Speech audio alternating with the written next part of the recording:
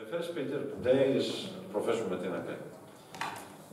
Professor Metin Akay, is, as I mentioned before, yes, Metin? No, I'll make it as small as I can. But as I mentioned before, is a great friend of Greece, a great friend of Crete. She comes very often to our places, and actually now is a professor and the founding chair and the chair of the Biomedical Engineering Department at Houston, University of Houston. She graduated from Istanbul, and for many years she served in IEEE as being the Wiley and IEEE Press and the Wiley Encyclopedia of Biomedical Engineering editor-in-chief. This encyclopedia is fantastic, contains several chapters about biomedical engineering. It's very useful for the students.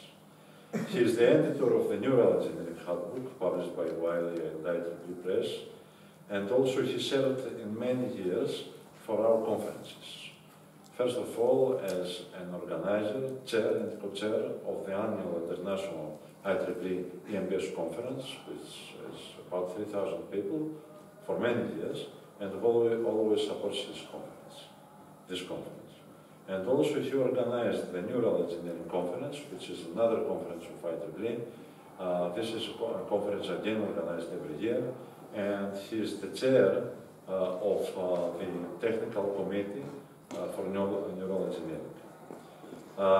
He's of course recipient of many awards like the Early Career IEEE EMBS and Service Awards, and IEEE Third Millennium Medal, and he's always a fellow of IEEE, the Institute of Physics, the American Institute of Medical and Biological Engineering, the American Association for the Advancement of Science.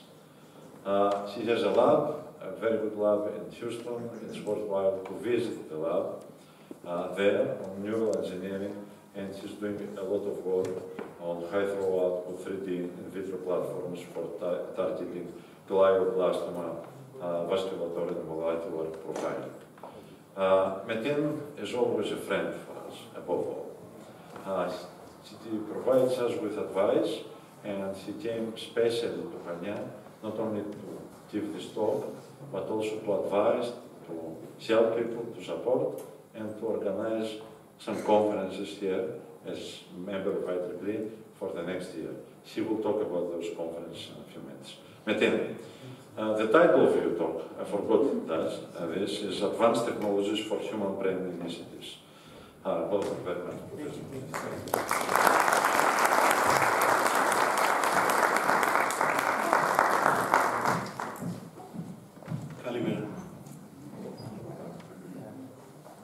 I'm delighted to be here. I have been in Hania at least 3 times, and I fell in love with it.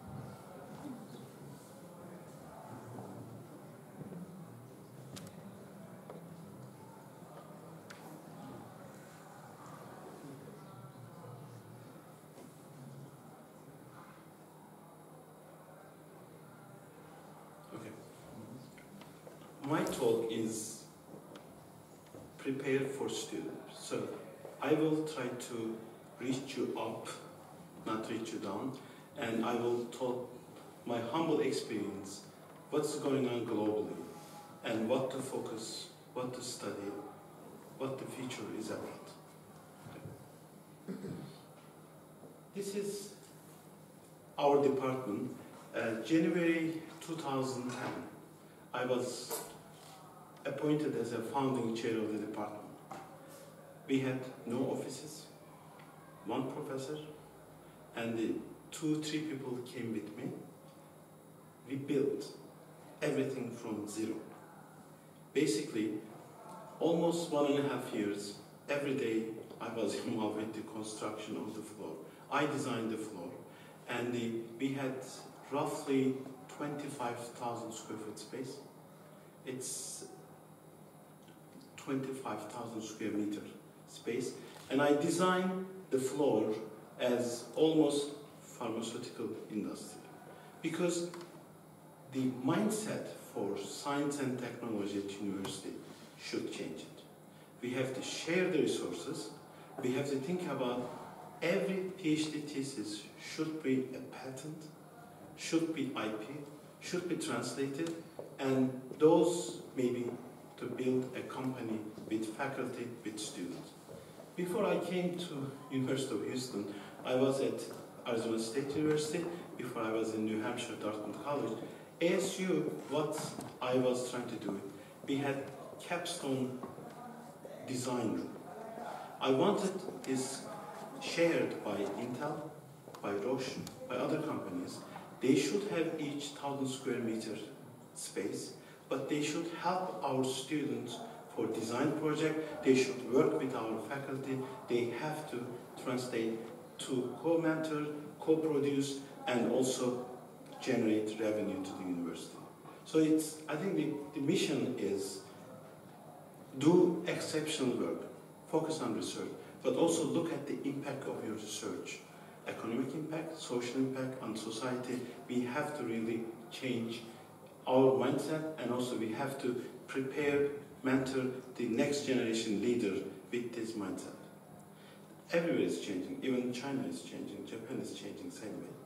So our department is 16 professors. I hired all of them, and almost half of them are not engineers. Medical doctors we have.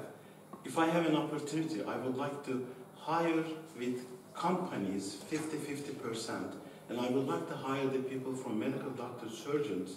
They should have physical office space and research activities in the building. That way students, they will not be exposed. Only one type of the people, only engineer, engineer, engineer. So I think it's very important to have multidisciplinary. This is our building. If you look at this, everywhere there is bio. I remember that when I was going to college, and of course we had the same university entrance exam like here, it was of course all the schools are prestigious, but the Robert College, old name, Bogas University, was one of the difficult one to get in, and the biology, that time, of course it was important, was not in the front line. All of us, the top 50 out of 1 million people, they want to go the best field, electrical engineering, right? So then medical school or computer science or other departments, biology, if you love it, you got it, and otherwise it was not almost half of the people best choice. But this biology changed right now. Technology is driving, pushing the biology into the front line. So the combination of biology, engineering and science is completely open new chapters. I'm going to talk about some of the innovations has been done. I will also talk about what is going on. I have been working with several companies, several institutes globally. I was honored, sent by the President Bush to go to the Cuba 2001 as the first American scientist, and I was also honored to go to the China 1994 as the group of the first American scientists.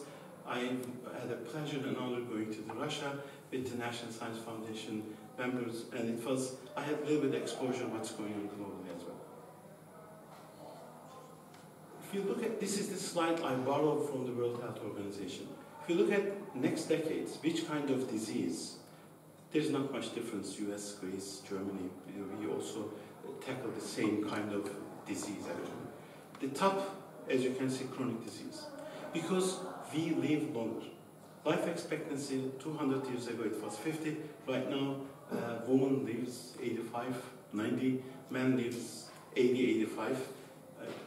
We know why, because women are smarter than men. They know how to take care of themselves. And this is because, so they need, elderly population also is significantly increasing. I know in the US we have almost 30 million people above 65. This will be doubled. And it's in China, Japan, we will see the same trend. The issue is the taking care of the elderly people has several faults. One is, of course, Mediterranean people, Greece, very warm people, very caring, very family-oriented people. We don't want our elderly people going to somewhere else for the hospice or elsewhere. But at the same time, healthcare cost of elderly is tremendous right now. For young people, there's the cost to healthcare, we are talking about 15–17% of the whole healthcare cost. But elderly population, at least in the United States, almost 35–40%. So we, the engineers, we, the innovators, we could help, we can develop low-cost the technologies to help elderly, to also have quality of life and low-cost healthcare should be provided for these people. The second category is the cancer. Cancer is right now is a global disease. It's not only US alone, in China, elsewhere, when you go there, there's more and more people are talking about the cancer research. We spend billion and billion dollars for cancer. I know in Texas, for only Texas researchers, the state of Texas, roughly 3 to 5 billion US dollars research money for cancer-related activities alone. And National Cancer Institute receives the large support from the overall NIH budget. But to our best knowledge, and I'm sure that we have an expert in cancer, there is no solid cure for the cancer. Of course, we have been working day and night, including us, to, bless you, not only to diagnostic part, also the treatment, including immunology, and including also nanotechnology, bioneuroscience, many other fronts. So I think that's also the very critical area to look at. Finally, I would like to emphasize the brain, neurological disorders. I know it was not a big issue again in 1800 before, because epilepsy, although many people suffered from epilepsy, including Alexander the Great, Napoleon Bonaparte, and many others, but it was not really the main research focus for a while. And right now things are changing. Of course, we live longer. When you live longer, there are many diseases, including Parkinson's, Alzheimer's disease. They are playing a role. I think we have a lot to do as engineers in that field. I'm sure that if you have a chance, if you visit Taiwan, there is a National Museum of Taiwan. The first neural engineer, actually, was born in Xi'an. The emperor, Chinese emperor, he was constantly complaining about the headache. And these neurosurgeons, neuroengineers, he thought that a bunch of neurons in his brain are not really working properly. The synchrony and asynchrony of these neurons is completely out of control. It's basically, we are talking about epilepsy. His solution was to open up the skull of the emperor and remove this bunch of neurons from the brain. Of course, Chinese, like many other nations, they don't need enemies. They are enough to each other. And the other advisor of the emperor, they told him, hey, he's going to kill you. It's basically open up the skull, remove the neurons, and this is complete the plot. Anyway, so they did not kill the surgeon. They put the surgeon in jail. So whatever he prepared, we are talking about 2100 years ago. It's the book in National Museum of Taiwan. If you have a chance, when I went there with the government officials, the nerve ending of that book is more or less the same, the Guyton's physiology book. So the people, they knew long time ago the importance of the brain research and importance of the certain disease they will cause. So these three areas were the main focus of building a department, but technology-driven department. These are some of the slides related to biomedical engineering. The one question everybody asks, I think especially presidents, rectors, why on the earth we need biomedical engineering? If we have a strong electrical engineer, mechanical engineer, they can do more or less the same job. yes, biomedical engineering, applied science, but it's more than, it's very interdisciplinary, very broad area. I think it's growing area, fastest growing area. Most of the best and brightest students in the United States, they try to apply to biomedical engineering. So it's a niche area. I think I strongly encourage the people, young people, to look forward. Also the job market. We have several brainstorming discussions in the US and China or elsewhere. Job market for computational science in medicine is going to be highest. Okay. Computational medicine, health informatics, we are talking about at least 2 to 3-fold job opening globally. So the area is gene editing and modeling, gene expression. I think those are very, very important and the area that we have to look at. These are the 2013-14 research spending in the United States. The reason I just want to bring your attention, second line. $1 trillion spent for R&D, biopharm, I will call biopharm engineering. In 1986, when we came to the United States, my wife, she has an undergraduate training, my collaborator, also, she's done all the experiments, by the way. So she was a pharmacologist in New Jersey. We were looking for a job. When they advertised they were looking for pharmacists, pharmacologists to work in the field. Last 10 years, most of the pharmaceutical companies, they're hiring the electrical engineer, biomedical engineer, focused on bio-nano-medicine. They're hiring the people. They can look at the modeling of cancer development, the building of cancer spheroids. They are looking for computer scientists who can really understand, model the system, project the system. So this is a very important trend to really preparation networking the next generation.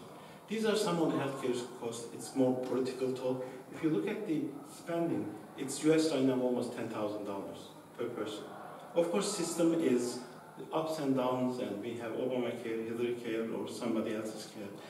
At the end of the day, system is, if you have money, you will have the best healthcare. This is almost like average number. It's not IID distributed functions. And of course, there is small countries like Nordic countries. They spend less money, but they have much better healthcare quality. One of the reasons, it's not the money, it's education. Because the people in Nordic countries, they are highly educated. Preventative medicine is very important. They take care of by themselves. They exercise, and also system is not money-driven healthcare technology.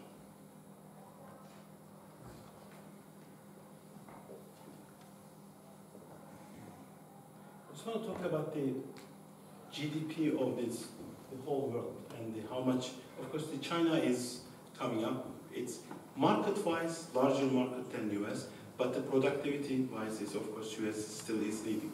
If you look at this between Italy and India, 2 trillion plus, and $1.9 trillion Italian economy for GDP. There's one country is missing between them. Any student can guess that country? We will give a fellowship to attend IEEE conference. I will tell you about this country. This is the country created 30,000 companies. This is the country they can employ. We are talking about million and million people. They generate revenue, 1 year revenue, $1.9 trillion. Okay, my friends, the name of this country, Massachusetts Institute of Technology. One university. So that's why the innovation is very important. That's why they graduates, they can think about entrepreneurship. They think about the building companies and generate revenue for them. And it's, hold on your seat, it's 70% of these people were not born in the United States as well. Graduate school. They're all international. They are like us, me, and Dimitri, and somebody else. So we can go on and on. They're all involved. 1/3 of them, they serve on international advisory board of the many companies. almost every 1 out of 2 they have patents. It's very, very different mindset. What should we do with the students? I mean, the next generation leaders. I believe that one mistake we have, this is a global mistake in education. Having you sitting in the classroom, and I lecture 2 hours, 3 hours, when lecture is over, everybody rush out, goes outside, good old days. I used to smoke before we got married. You go outside, you talk, we gossip, read newspaper, politics, soccer team, something else. If one-way education is complete failure. Actually, students, they learn more when they interact with the faculty outside the classroom. I know based on my experience when I was professor at Dartmouth College, we had very small school and we had 24 kids in the sitting.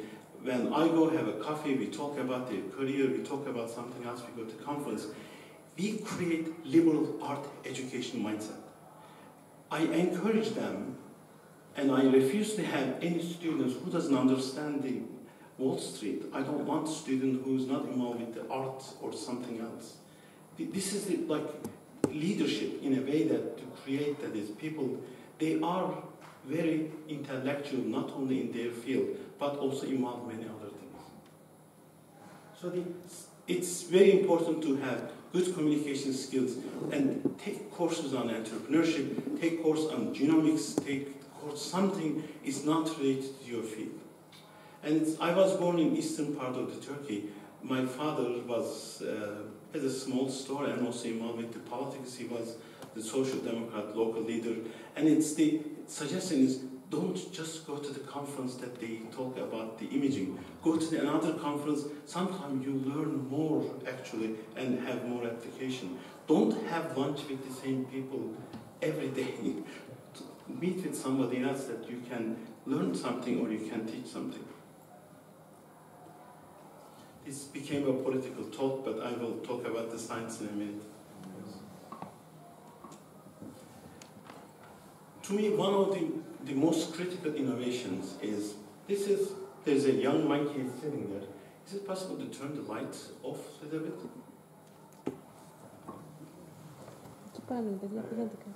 Me, I control.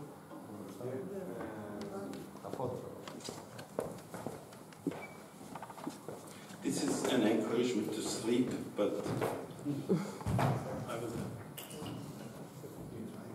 Okay, if not, it's okay. So the monkey is sitting there, and open the skull, and you put, this is the upper right-hand side, innovation designed by electrical engineers. So there is 1024 the silicon electrodes are there to record the activities of the brain. As we all know, there's 1 billion neurons in our brain. It's an amazing structure, whatever you believe. I think its system is designed, is one of the most energy conservative systems, one of the most incredible, the overall network. So the purpose is to understand what brain's thinking when monkey moves, motor control, we are talking about the hands. At the same time, if you look at the left arm tied, so monkey cannot use the left arm, but something attached to the left arm, which is robotic arm. So each time, continuously we are recording electrical activity of the brain, and also we are trying to show banana, the monkey try to reach, and then when reach and the neurons start firing. So there is almost perfect, the control system is the loop is completely closed, visual feedback. Okay. This has been done many, many years ago.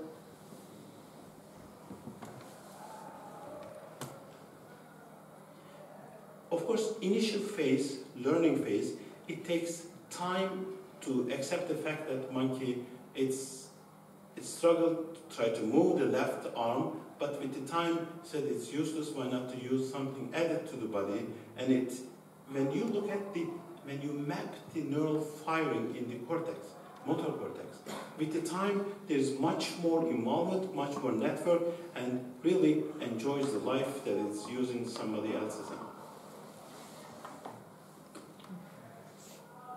many people contribute this, the brain-computer interface, from Andy Schwartz, from Donahoe Group, Principe, and the Miguel Nicolales, many other people.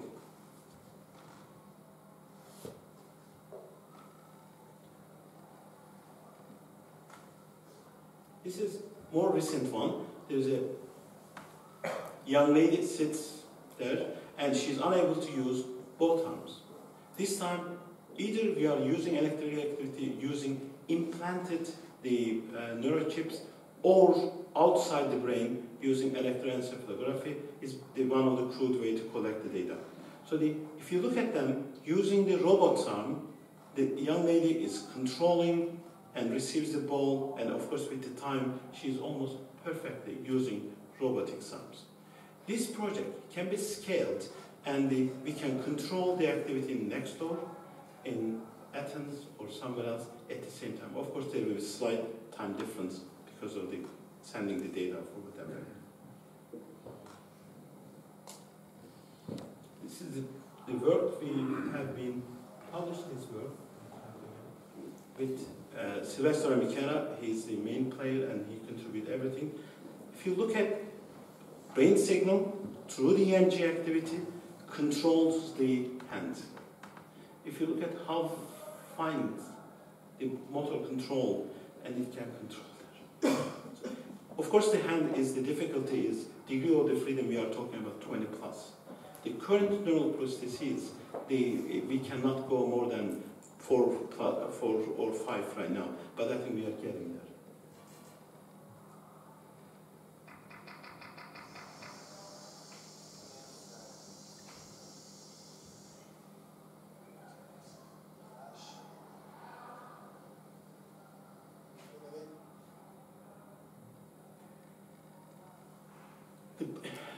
One of the concerns using brain-computer interface, EEG activities, if we record from skull EEG activities, they are highly contaminated by noise. And also our skull is very thick. Of course, there is no one-to-one correlation with the neurons and also what we record. One of the, actually his PhD MD, Tom Cooking from Research into Chicago, he came up as a different idea. His concept is, instead of using the brain, is it possible if we can use body? So what he's doing, this is also the lady, lost upper limb. Be honest with you, even if we put the electrodes here to the corner, forget about connecting anything, still we can detect 5 to 10% activity of the neurons. Nothing is that actually. Some of them silence more, can be activated using regenerative medicine, using electronic technology or something else. But there is some activity there. But what he's doing, brain sends the commands to the motor controlled upper and lower limbs. If we can record EMG activity, electromyograph data, which is amplitude is much higher than EEG, we can understand what brain tells to the upper limbs, and we can control the robots using this. So the challenge is, most of the neurons are inside the arm. So what he's doing, his research is 2 phases. One, he gets, with surgically, moves some of the neurons very close to the surface. We are talking about 100 of them. It's very, very tedious experience. So that way, when you put surface EMG there, the electrodes, you can pick up the signal very nicely and without losing the activities. Also, you don't need to move all the neurons because based on many people's research, not all the neurons are contributing for motor and sensory functions. Maybe when you do the principal component analysis, we have lots of smart young people, and you will see ICA that only 5 to 10% of the eigenvalues and eigenvectors related could be beneficial to reconstruct the signal. So basically, others, for some reason, they're not contributing or they have different functions. So using limited number of the neurons are enough to have a perfect control.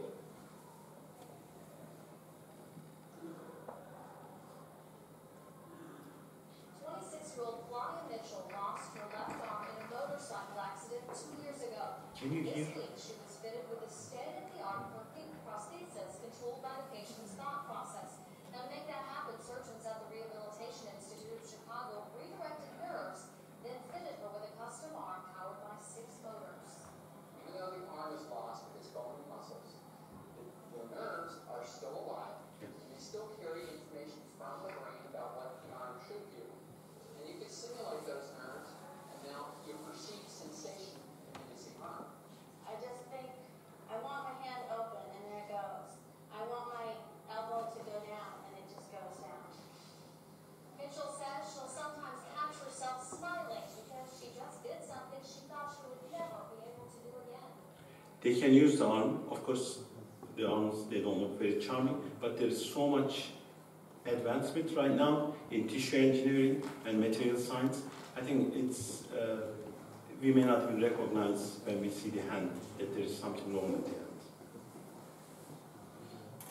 Those are research, everybody can do it. I'm going to go to something else related to Alzheimer's disease in a second. This is the earliest artificial hand. This was developed by the German Autobahn. Of course, I hate the wars. They are awful for women and kids and poor people. But if you look at some of the technologies developed during the war, and this is the Autobahn, soldiers were coming from the war, they were losing upper and lower limbs. That's the Autobahn company was built and to have the neural prosthesis actually. It was the beginning of 20th century. Right now, I also remember, this is the movie your parents can remember, you may not remember. And if I couldn't think about this, we watched this movie 35, 36 years ago, maybe 40 years ago. These people, they were so clever that the neural prostheses, unless there is a feedback from neural prostheses, it's not indeed functional. So the sensing is everything, not the visual feedback. So we need to provide the sensing, concept sensing capability on the neural prostheses to carry the brain.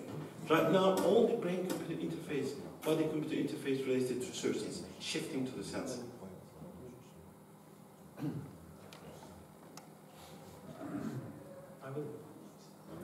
This is the latest implants. I will go back to Geneva group, John Donahoe and his group in Wyss Institute. They have developed the micro-technology. This is the group, the designers, they're all electrical, mechanical engineering people.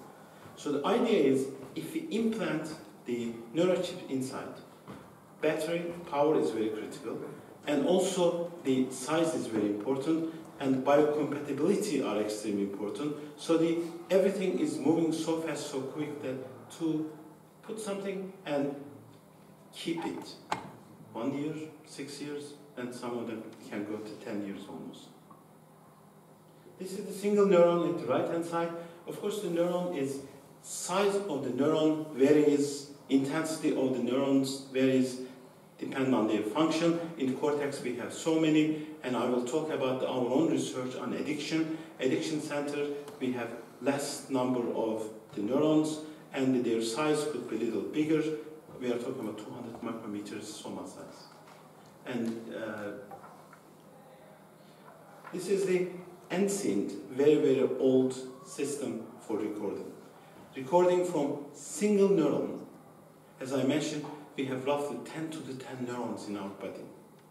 And we have 1,000 connections, we are talking about 10 to the 14, the diodes, or you have the system or amplifier for, can you imagine putting 10 to the 14 into the one computer? And the system is so smart, so intelligent that nothing burns out when you turn on everything. So the single unit recording will tell us function of the whole upper limb. 1 out of 10 to the 14. It's miracles. Can you imagine linking single gene, single neuron to the behavior of the subject? And go to the from gene to the all the way behavior.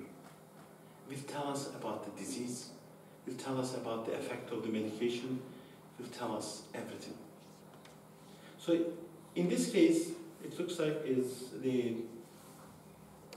on the head, there's a whole system, there's electronics, there's a recording, everything is coming, but the power consumption of the system is so high.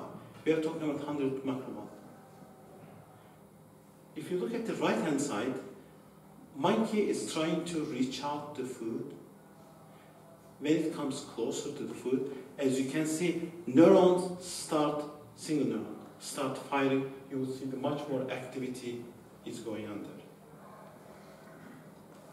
This is the current one.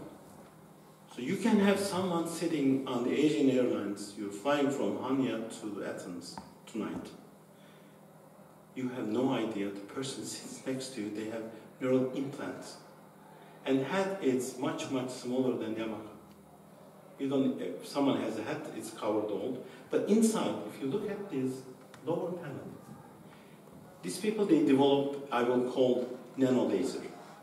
So the data each time pushed out, and also inductive energy comes in. And do the some of the processing on the above the dura, and outside its function is only telemedicine. Of course, the reach out distance, we are talking about 10 to the 15, 20 meters without any corruptions. And its power consumption is only 5% of what I showed to you.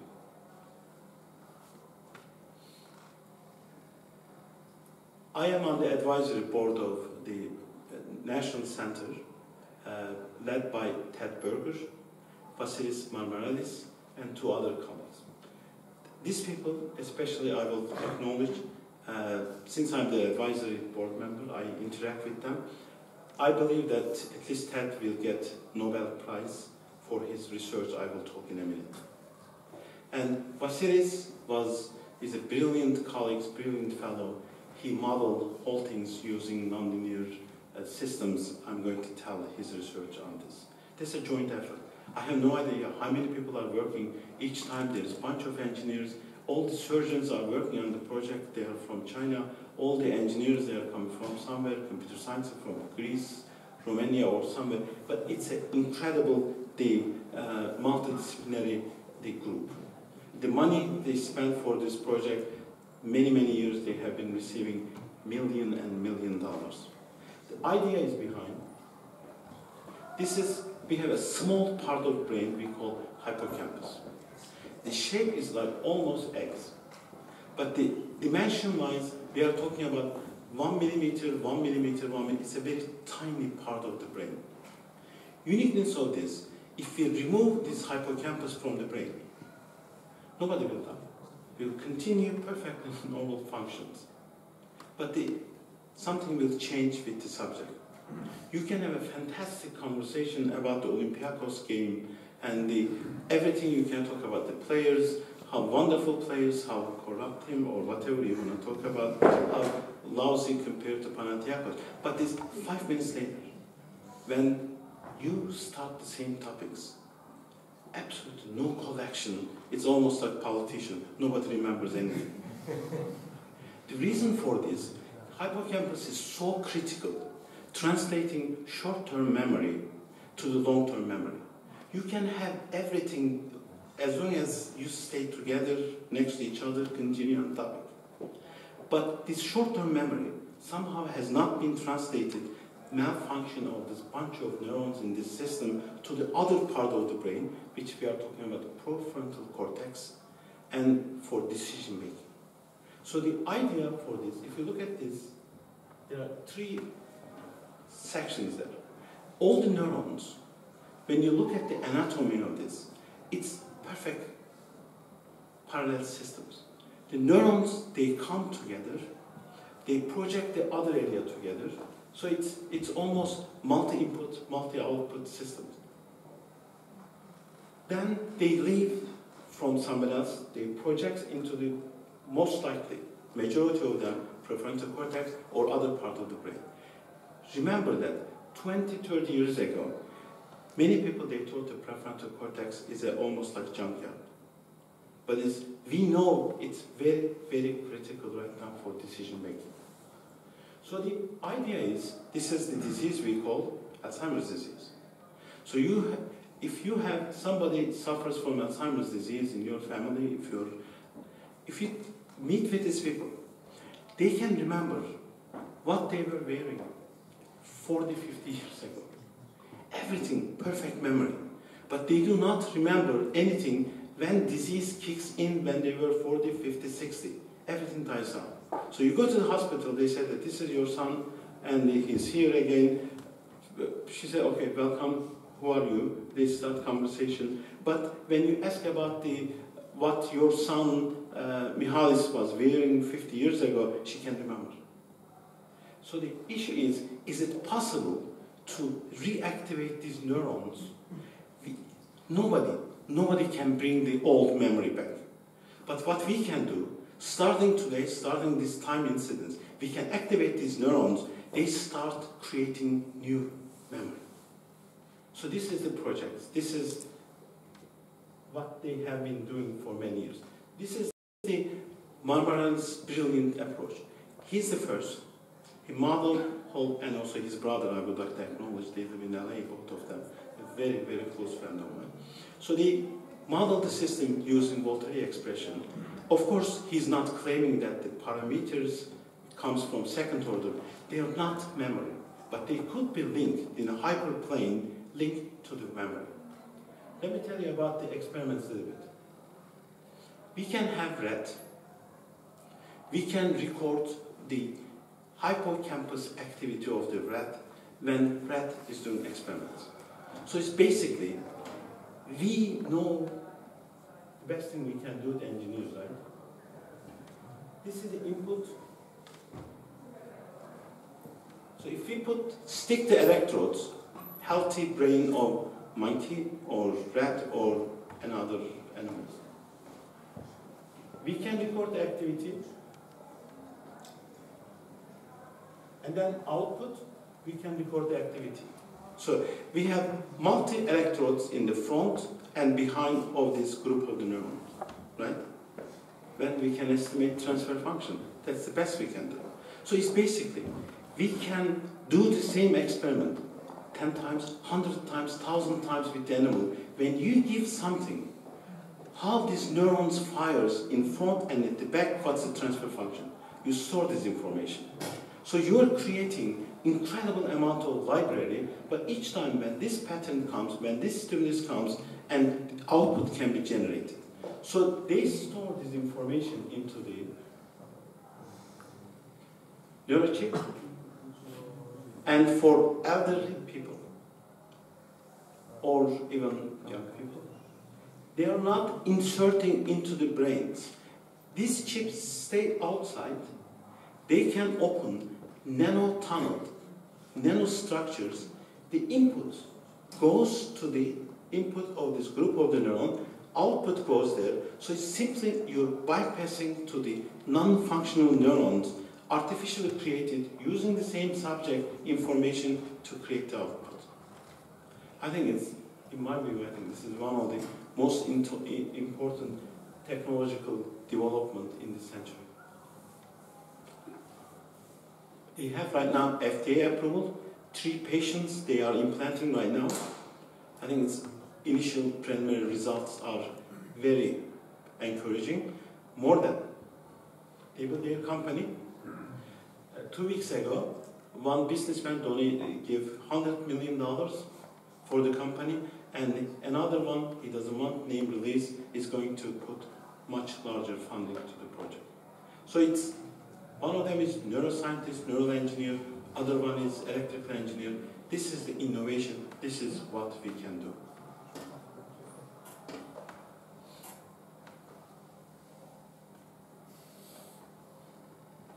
I will give one more example about the spinal cord injury. This is also, among the young people, is a common neurological problem. People, they drive fast, accidents, alcohol-related or many others. if you look at the spinal cord is indeed a part of the brain. Depends on where the disruption happens, influence the whole body, upper limb and lower limb. One way to do it, which has been done by the, again, I will go to Switzerland and the GEES group. This is the, they are using the drugs, they are using functional electrical stimulus for the spinal cord injury. They create the spinal cord injury. You don't need any comment from the brain. By simple FES, electrical stimulation, and human or animal can walk actually with the patterns, as you can see. It's broken part. They inject in the drugs. Also stem cells could be too. And this is a functional electrical stimulus for both sides.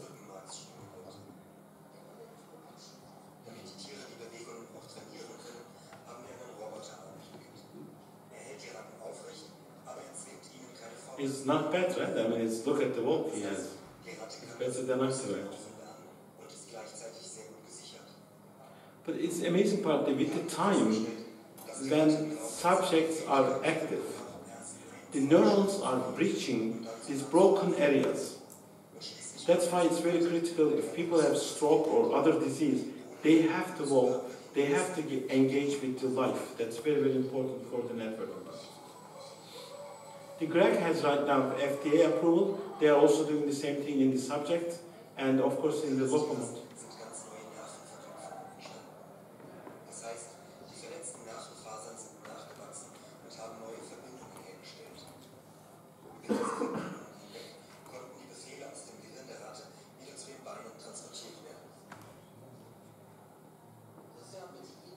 The network.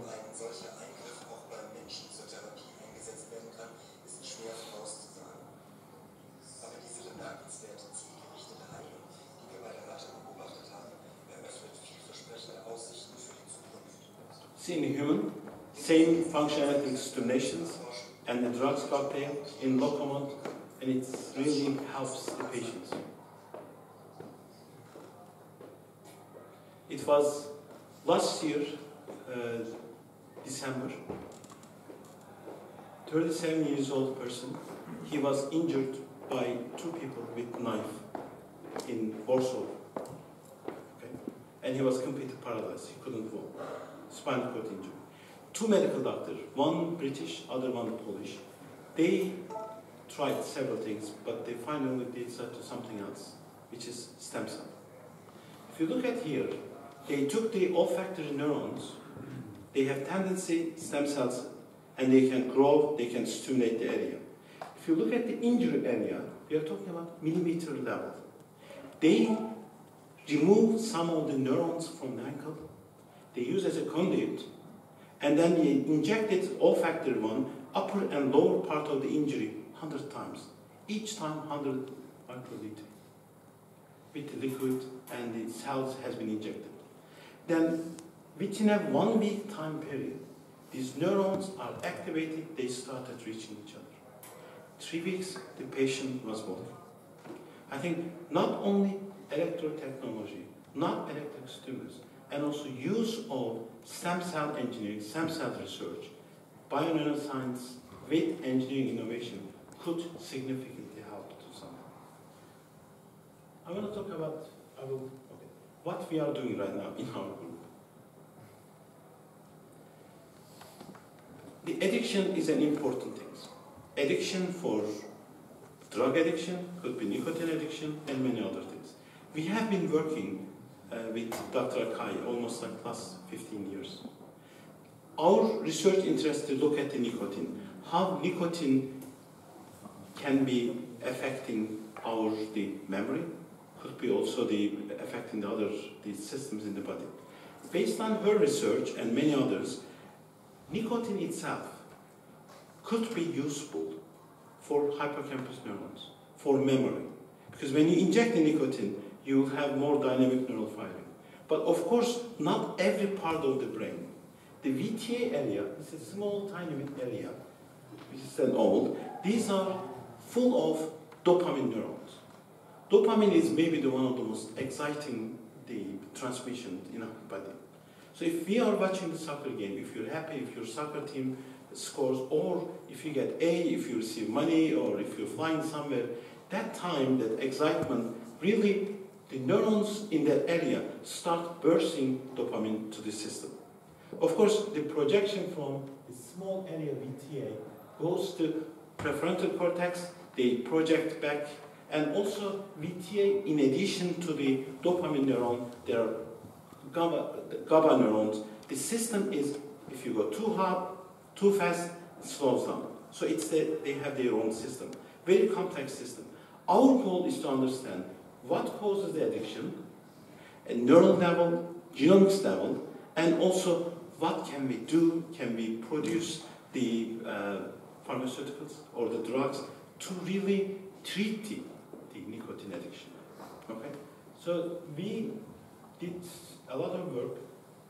We are also working on, is it possible to develop, to put this VTA on the chip and build complete artificial ones. So for this, we isolate the neuron, dopamine neuron, single neuron from newborn animal. We also have the GABA. We also receive the neuron from prefrontal cortex. We put on 3 different areas, like how the UC San Diego groups are doing for the dopamine. You're basically looking the connection and networking. We can channel one neuron during the nanotunnels, reach out the other one. So when you're testing the drugs, when you're looking for the response for different things, we can manipulate the system and we can learn about the addiction. This is one of the projects in our lab. We are not using this old-fashioned technology. We are using hydrogels. We are using microfluidics for that purposes. Okay.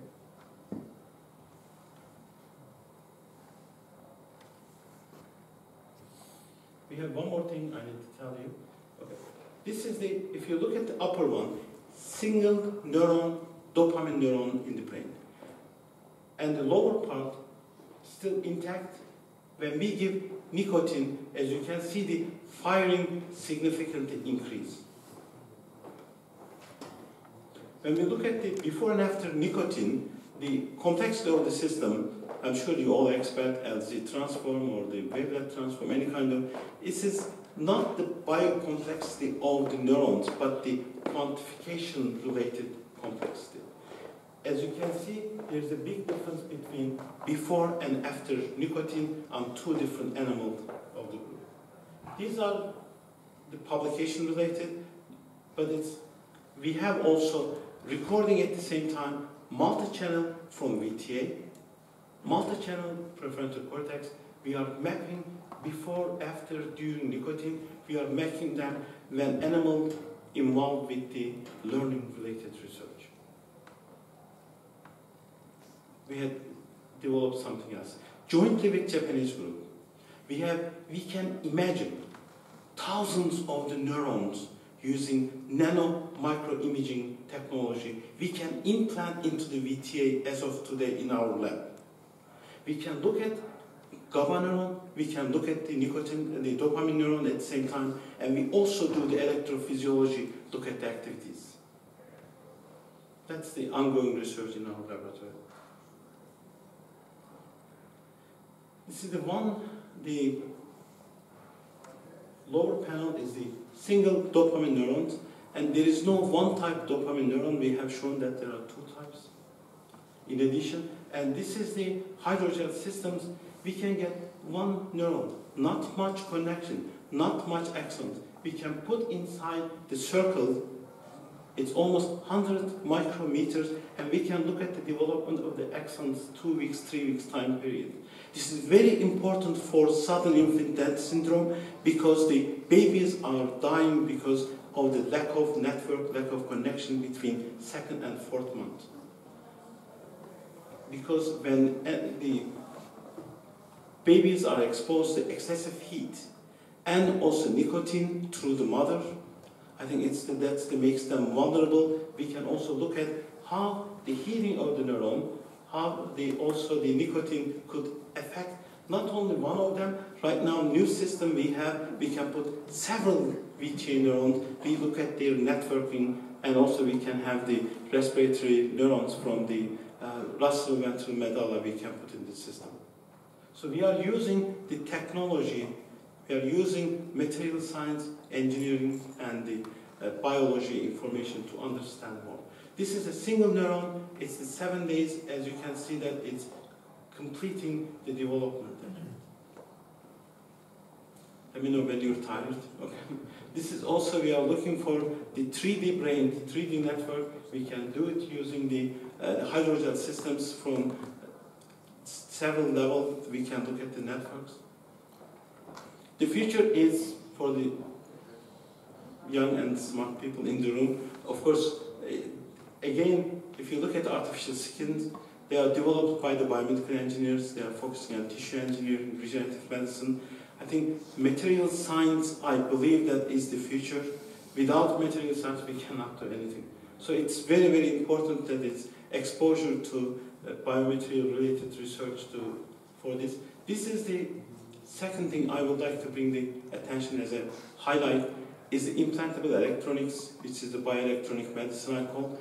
We do not need to put the whole electrode arrays into the brain. We can inject them into the brain, and these are completely disposable. They can go to the brain, and we can record the neural activities, and it's then with the time, 6 months later, they will completely dissolve and no side effect to the brain. For bionic man, almost half of the body parts we can develop, active and passive sensors. Of course, the challenge is the skin because of the, but we are almost there. We are capable of doing this. Artificial hand, degree of the freedom, I believe that we will reach out within 5-10 days. So this is the photo. I didn't take it here. It was actually in Italy. And Yasim and I, we were there, and apparently somebody blocked the road, the Italian gentleman. He was having very professional conversation with his ex-wife, and it was like 2 hours we were there. We cannot go back. He was there, and the beauty is they were both very angry, but nobody was physical. It was nice to watch, and no right turn, no left turn. It's good for me because now only one person speaks, other listens, so I cannot have that kind of conversation. I love you. Thank you so much. Thanks for inviting.